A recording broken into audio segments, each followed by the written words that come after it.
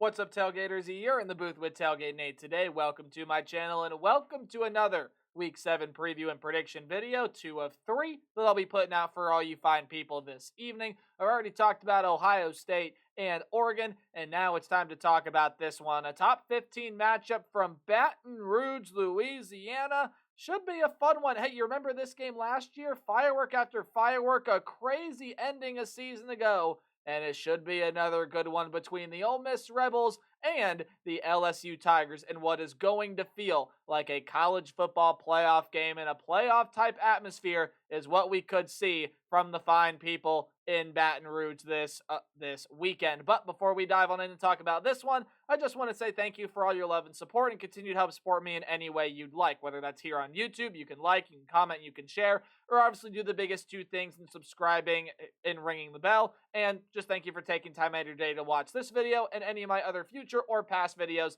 that you would like to go back and watch. And hey, if you want to help support me in any other way possible, go give me a follow on Twitter or X. It's at TailgateNate29, and there I post, or I should say, well, yes, I have been posting, but I'm going to get a lot better about posting about articles I write and games I call and everything else I do in the sports media world. So if you're interested, please go give me a follow over there. Again, it's at TailgateNate29. But without further ado, ladies and gentlemen, let's tell you everything you need to know about the Rebels and the Tigers. It is a top 15 matchup from Baton Rouge this weekend. Now, how do we do preview predictions here on the channel? Well, we're going to go through some keys to the game when each team possesses the football. So that's first, when Ole Miss has the football. We're going to preview the Rebel offense against this LSU defense, and then we'll flip it. We'll look at the Tiger offense versus the Rebel defense. We'll go through sort of some final thoughts, how I think the game is going to play out, as well as a final score prediction for how I think this one ends out in Baton Rouge. Let's dive on in and start talking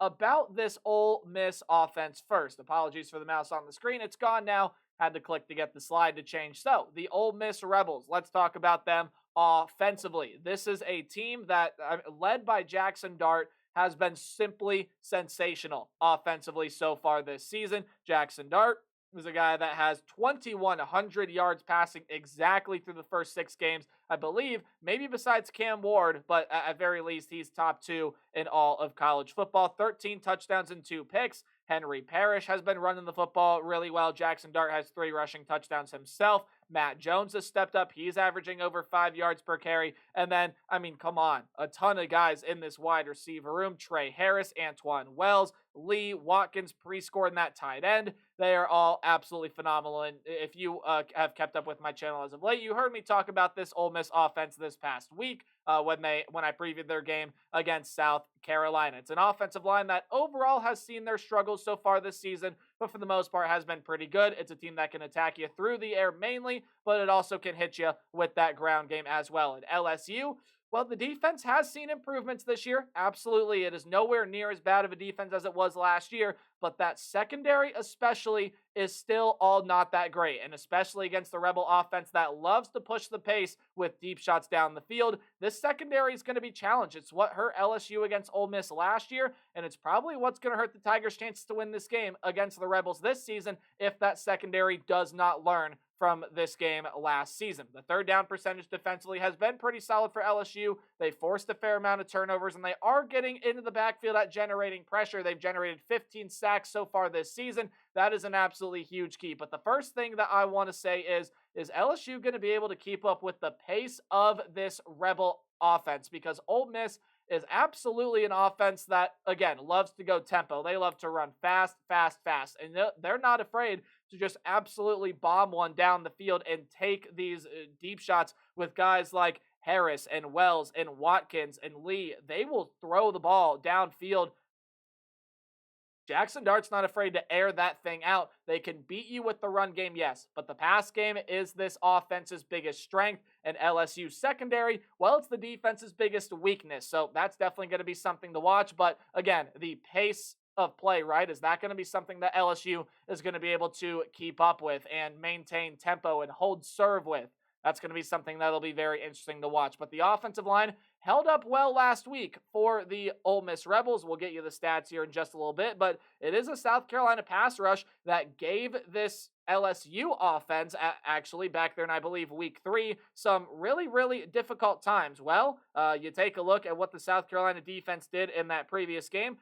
7 tackles for loss, yes, but only 1 sack. So they were still able to get back in the backfield and generate some negative plays, but only 1 sack. That is absolutely crucial. Jackson Dart needs time to throw this football downfield. Generating negative plays, fine. That's going to happen when you have a talented LSU defensive front. Negative plays are going to be generated. That's exactly what LSU is going to look to try to do. But this is an LSU secondary especially that has got to step up. Now, I would say watch the trench play here on both sides because, again, this is an Ole Miss running game that when it gets going is everything, or I should say, is only complementary to this pass game that can be so deadly and so dangerous. An LSU defensive front that, again, has done a pretty good job of being able to generate pressure, generating sacks, and generating tackles for loss this year as well. But I can't emphasize it enough. The biggest key on this side of the ball is this LSU secondary has got to take a step in the right direction. And against this Ole Miss offense, I mean, sure, there are going to be the big pass plays that happen, right? With an offense like Ole Miss, with all the weapons they have, with the tempo that they run, it's almost inevitable, right? There is going to be an explosive pass play or 2 or 3 that gets by this LSU defense. It will happen, 100% guaranteed. Maybe the secondary is going to need to come away with an interception or 2 in this game to be able to give them a really good opportunity here. They've only forced 2 interceptions so far this year. 4 of their 6 turnovers have been fumbles that they have been able to generate. It's an LSU secondary that may very well have to come away with a pick here in this game. It's an LSU secondary that it's an LSU pass rush that may have to force Jackson Dart to get the football out of his hands really, really fast and force some picks there. So the defensive front might have to help with that. The secondary's got to come away with something here. That secondary has got to see something get better for the LSU Tigers, because if they can't slow down Jackson Dart, it could be a long, long day, and Ole Miss is going to put up a lot of points. But speaking of a lot of points, LSU is absolutely capable of doing that also with their pass game. That is also the strength of their offense. And no, they don't have Jaden Daniels anymore. They're going to be led by Garrett Nussmeier, who's been sensational for the Tigers this year, has waited with LSU for so long, has finally gotten his opportunity, and he shined. 1,652 yards, 15 touchdowns, and 4 picks, right around 60% completion percentage, right? So Garrett Nussmeier, I think, is going to give this Ole Miss defensive backfield fits, because kind of the similar story to what we just talked about, right? This is an LSU offense that isn't afraid to air it out, isn't afraid to throw this thing downfield with some of the talented weapons they have, such as Anderson and Lacey and Daniels, and even the tight end Mason Taylor, and a little bit of the short pass game. Now, the longest pass play they do have is to their running back and Caden Durham. More on him in just a second. That went for 71 yards, but Anderson, 46 yards. Lacey, 35 yards. Taylor, 33, and Daniels, 34. It's not an offense that has taken a ton of really deep shots this year, but the middle to middle long pass game has worked exceptionally well for this LSU offense, and that's something that this Ole Miss secondary has got to be prepared for, right? It's got to be ready, because, again, Nussmeier, he still has the ability to throw the ball downfield. It's not like he doesn't have a great arm. He's got a really, really good arm. I think the first key to watch out for here is, again, same thing that we just talked about on the other side of the ball here, right? Nussmeier and these LSU wide receivers against this Rebels secondary. Big thing to watch here on this side of the ball. But when you go ahead and you take a look at the Ole Miss Rebels, the apostrophe should be after the S there as well. I am going to fix that because it will bother me. Hey, there you go. That's a little bit better now, right? The Rebels are probably the best team in the country. In fact, I would find it hard to believe that anyone is much better than Ole Miss at being able to create havoc in the backfield. I mean, take a look at that number there, ladies and gentlemen.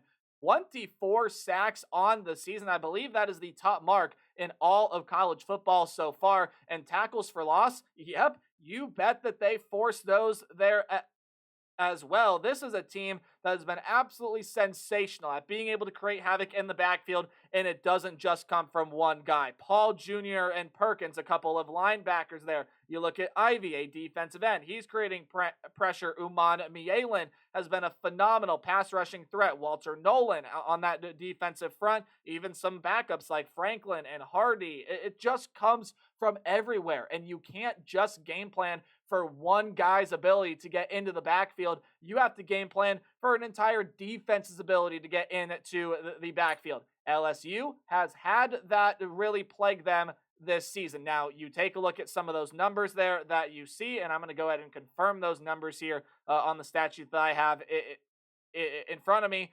LSU has faced a really good pass rush before, right? They faced a team in South Carolina that still was able to get in the backfield and generate negative plays, but I don't even think LSU allowed a sack to South Carolina with some of the good pass rushers that they have there, right?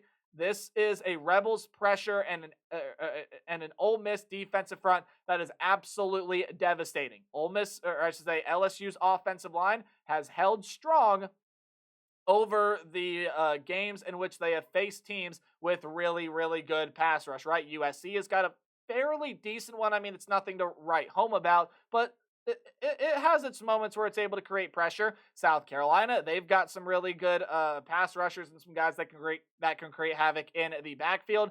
The LSU offensive line has done a good job of that so far. This will be its biggest test yet. It has got to hold serve and got to hold strong here in this game. But I said I would get back to Caden Durham, and here it is. Obviously, the forefront of this LSU offense is that pass game with Garrett Nussmeier and this talented group of wide receivers. But you take a look in that LSU backfield with some of the inconsistencies they've seen this season. It's been a true freshman in Caden Durham that probably isn't going to get the amount of spotlight that guys like Jeremiah Smith or Ryan Williams or Dylan Raiola are going to get in the true freshman conversation. But I'll tell you right now, he should be. He's been a very impactful player for this LSU team. When they can't get anything going on the ground, Caden Durham is there. He's got 244 yards on only 29 carries. He's ripped off some big runs this year, and you just heard me say he has the longest touchdown reception for the LSU Tigers this year. In fact, has the longest reception period for this team this season, and 3 touchdowns on the ground for Caden Durham. He has got to be the X factor. He's got to create havoc. He's got to rip off some big runs, maybe make a big play with his hands out there catching the football. Watch out for Caden Durham. The kid's a ball player. He's going to be the X factor in this one. And it's time now for my prediction for LSU and Ole Miss. Friends, I do really think this is going to be a fun one and what's going to be a very, very fun atmosphere here in Death Valley in Baton Rouge. This is another primetime game. You can find this one on ABC. Ole Miss, the slight favorites on the road. And even though, again, as of recording this video, that's the spread, I think LSU is in good position to cover it. I think a couple things here are in favor of the Ole Miss Rebels. One, LSU, yes, they faced a good pass rush in South Carolina. They haven't seen what Ole Miss is going to be able to throw at them. The amount of looks and the amount of players you have to prepare for is absolutely devastating. And this is by far and away the best passing attack that LSU has faced so far this season. And the secondary has struggled against some mediocre passing attacks that they have faced so far this year, right? I think Ole Miss, the pressure will be a little bit too much. Now, at the same time, this is an Ole Miss defense that has not faced an offense as potent as LSU. And there will be a lot of times throughout this game where it will fail that test. And it is going to allow a lot of points here on the board. I think this is going to be another shootout style game. 2 offenses that love to throw the ball. That is their strength. But the Ole Miss pressure will come up with a couple too many key stops, and they win this one on the road in Death Valley. 45-42 is where I got this one. Let me know your thoughts in the comments section down below. Remember to play hard but tailgate harder, and I'll see all you guys in the next video. Goodbye.